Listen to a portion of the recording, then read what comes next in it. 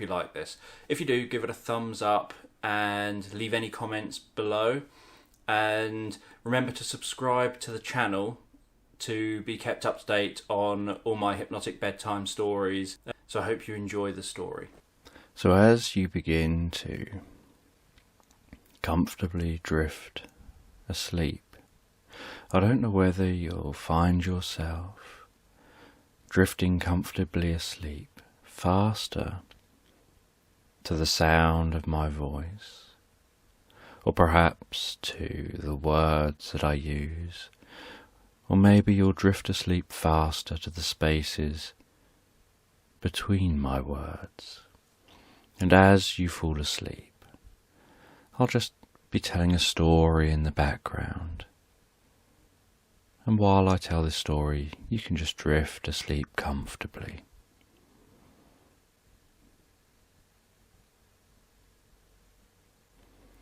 And there was a woman who was sitting by a campfire on a beach. And the sun was setting on the horizon. The sky was a beautiful orange and red. And looking in the other direction, she could see the dark blue gradually stretching across the sky. She could notice how some stars were beginning to appear. As that sun continued to set,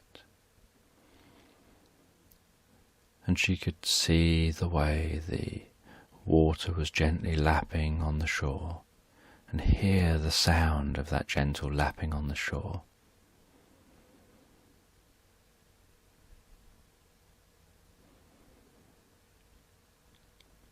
She could feel the warmth from the sand, as it hadn't yet radiated away all the warmth from the day's sun.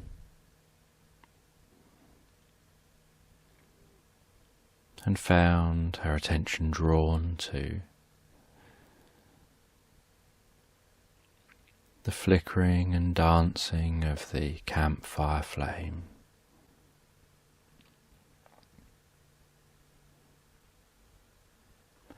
And she was sat here with her wife, and the two of them had come out on a trip to the beach to camp on the beach, to enjoy some time relaxing, a break away from real life, break away from the hustle and bustle of everything that you normally have to get up to and do, and instead slow things down and relax. And as the sun continued to set, so they huddled up closer to each other to keep warm around that fire, while just talking and gazing out over the sea, watching as more stars appear in the sky.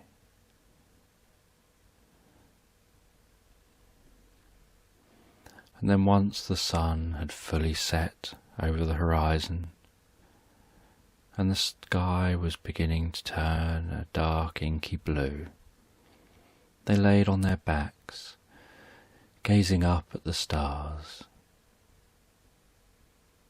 wondering with curiosity about what might be out there.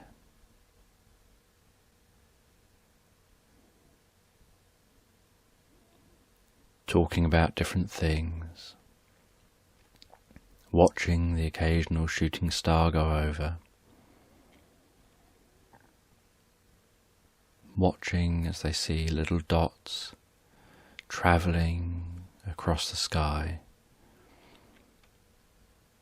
aware that these are satellites and wondering which satellites they're seeing as they pass over, watching as they see the flashing lights of planes passing overhead,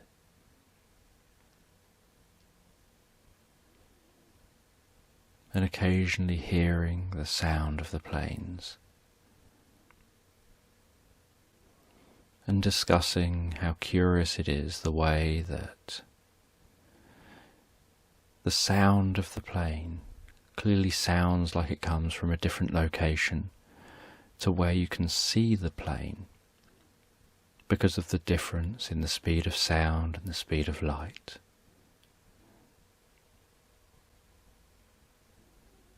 And how curious it is that you don't normally notice that in everyday life, in conversations. It's only when things are over a slightly longer distance that you notice that what you see and what you hear are things that happen at two different times.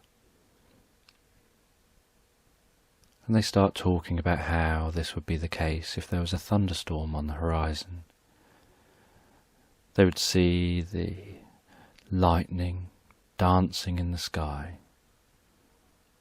and it would take a while before they hear the thunder reach their ears.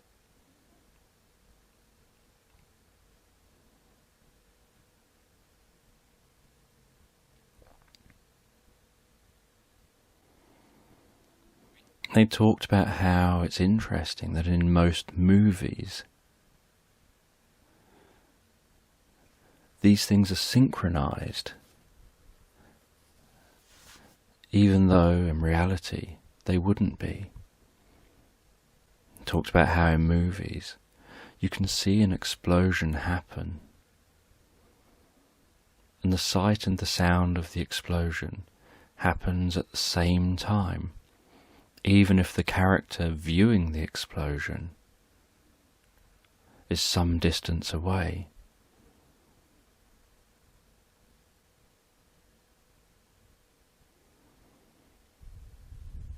And that it's interesting that despite it being natural to have things further away that you can see before you hear, it feels unnatural when you see this in a movie.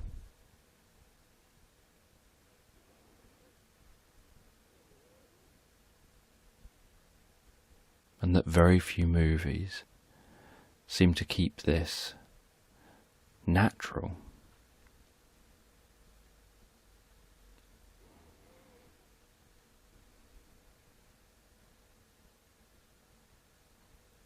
And they always found that they did this. That whenever they had time to relax, time away from work, from other commitments, they would talk about all these things that individually they think about, but never really share with anyone else.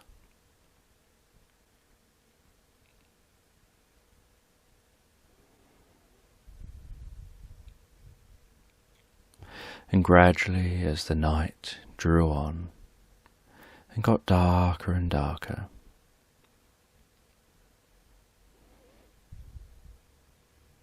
the two of them pulled a blanket over them and snuggled down and fell asleep for the night.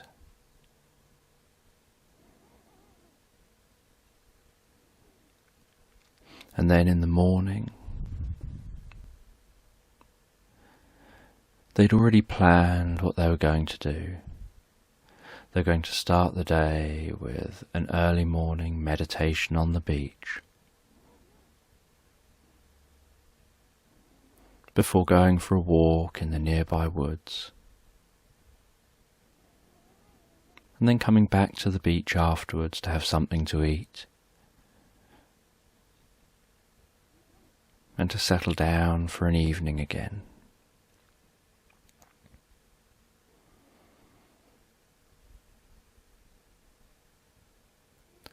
And so the two of them stood on the sand, barefoot, so they could feel the sand beneath their feet and through their toes.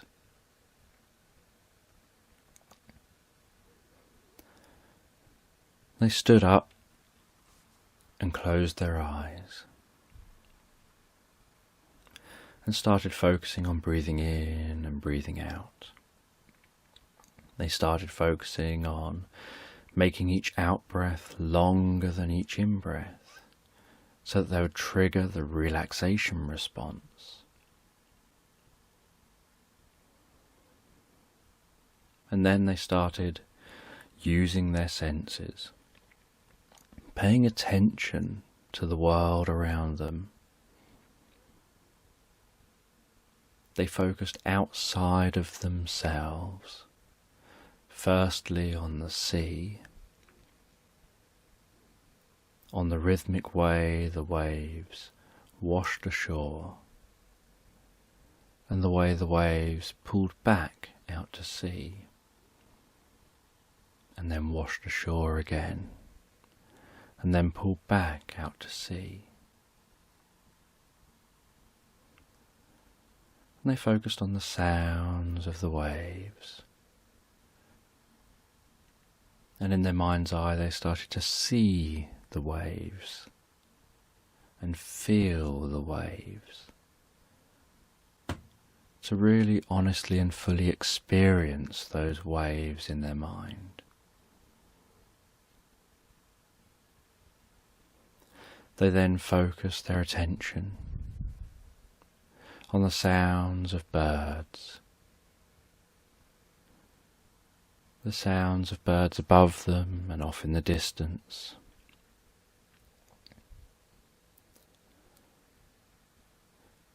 And then focused on the feeling of the breeze on their face and their skin, working out the direction of the breeze, noticing the temperature of the breeze, noticing the difference between the temperature of the breeze and the temperature of their skin, noticing the way the breeze blew their hair,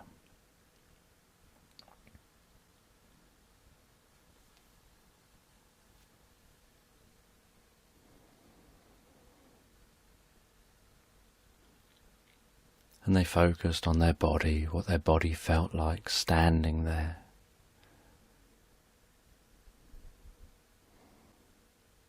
And on the smell of the salty air.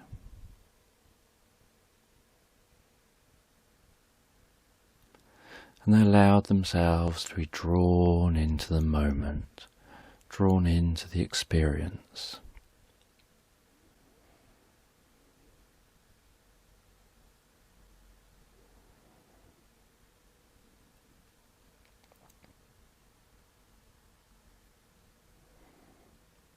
And then after a while, about 15 minutes that seemed like a couple of hours,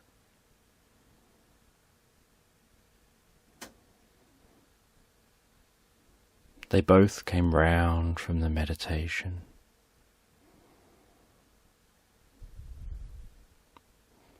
They took a little while to sit down, have a bit of a chat before setting off into the woods. They then set off into the woods to go on a walk, and they listened to the animals in the woods. They watched the way that rays of light penetrate the canopy and dance in front of them. They noticed how being in the woods subdued some of the sound, making things that little bit quieter, and that after a little while they could no longer hear the sound of the sea. They could barely hear the sound of birds outside of the woods. And they walked deeper and deeper into the woods.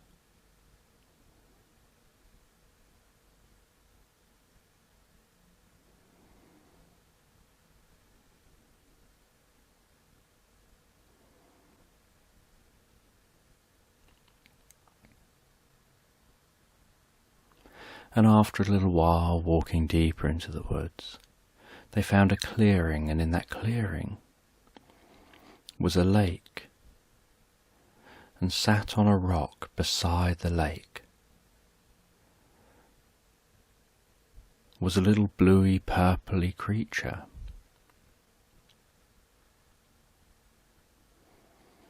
And it looked so friendly and so kind, and they walked over to it.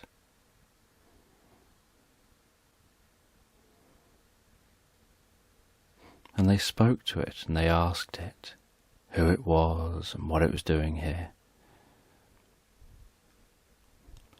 And the creature said its name was Moz. And it's just a friendly creature, just relaxing here, looking over the lake, waiting for anyone to talk to. Anyone to share some kindness with.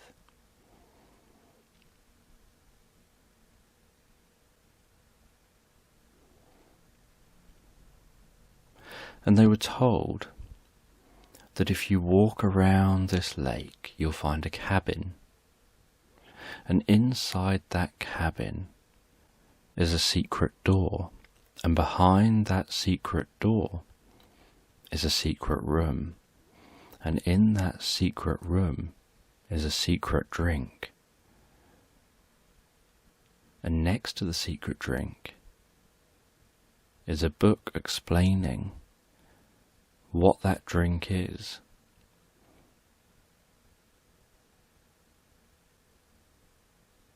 And they wondered why they were being told this. And they were told that they're the first people who've come along here in a very, very long time. They seem kind and caring people. They seem calm and relaxed people.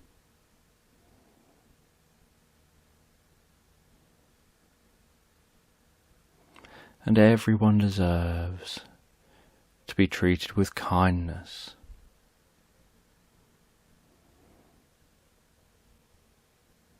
And that's all that's happening here.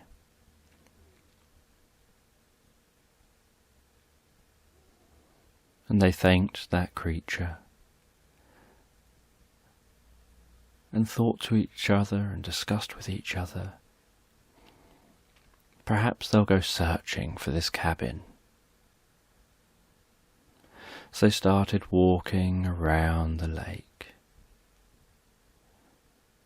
with the forest on one side, or that woodland on one side, and the lake on the other side, and the very gentle lapping of the water on the shore of the lake, rustling of the leaves in the woods with the breeze, a feeling of the warmth of the sun, the sounds of their footsteps as they walked around, trying to find that cabin.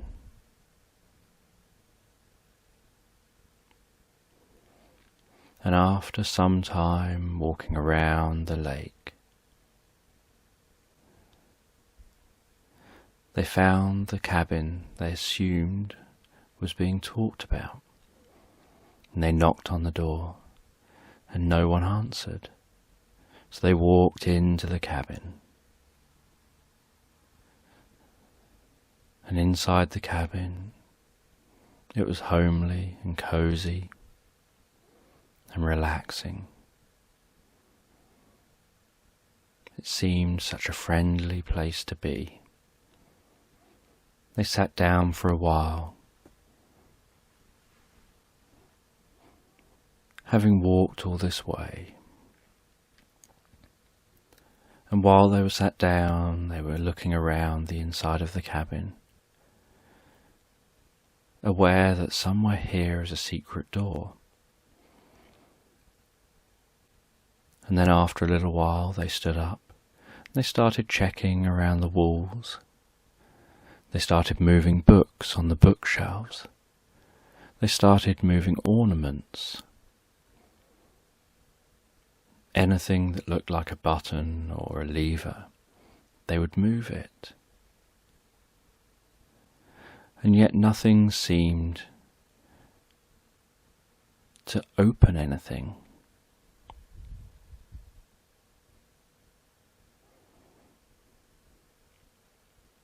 And then one of them walked across a rug in front of the fireplace. And as they did, they noticed that the sound of their footsteps changed, not just because they'd walked onto the rug, but even while walking on the rug, they noticed their footsteps had changed, that perhaps under the rug was a secret door. And they moved the rug and saw a hatchway and opened that hatch and saw a ladder. And they climbed down the ladder and found themselves deep under the cabin in a secret room. And they turned on the light in the secret room, and in the middle of the room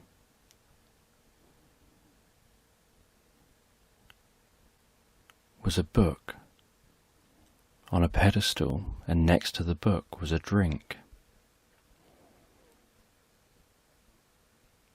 And they walked over and opened the book and started reading the book, reading that under this spot is a spring that heals, and that the water here has this healing property that rejuvenates cells, that heals from the cells out.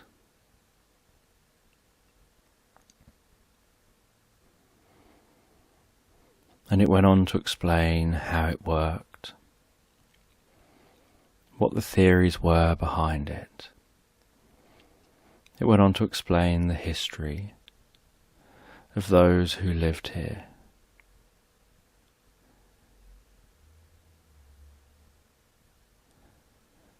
It explained about how they'd ended up building a cabin over this space. It was a cabin over a cavern.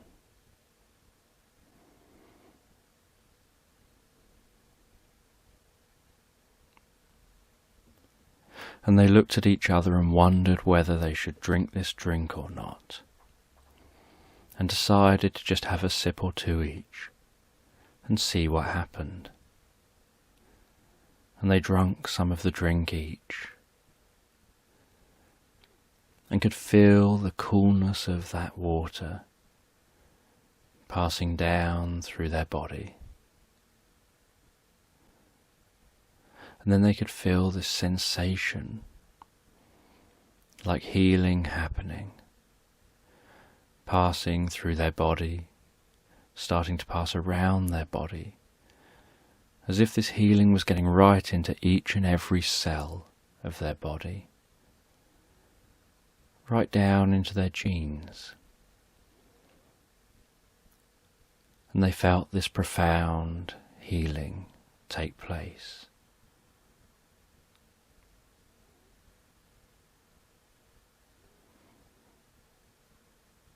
And after experiencing this profound healing, they left the cabin,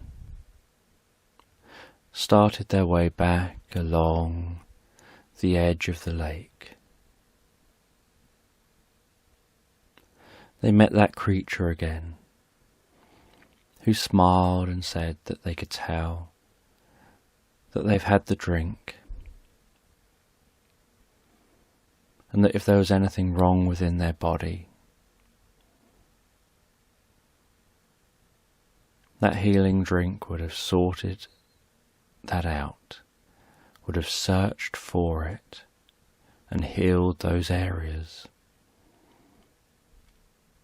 helping to rejuvenate them and reset them back so that all the cells were as they should be as the cell's memories say they should be.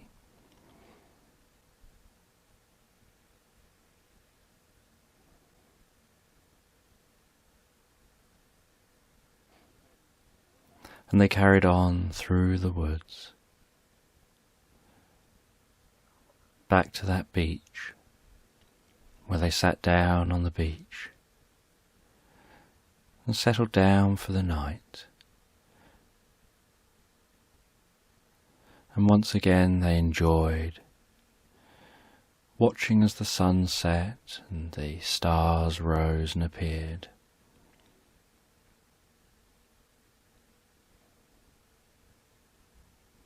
As they drifted comfortably and relaxed asleep in each other's arms.